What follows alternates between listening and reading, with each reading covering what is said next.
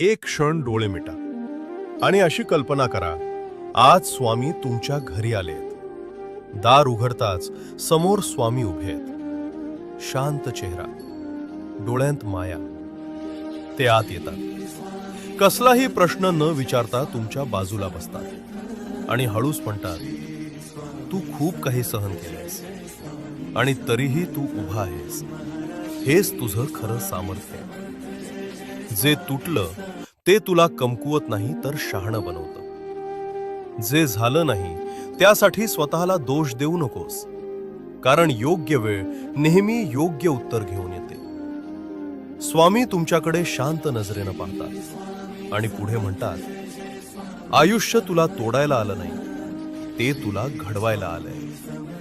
त्या एका क्षणात मन हलकं होतं, श्वास शांत होतो आणि आत कुठेतरी नवी उमेद जागी होते.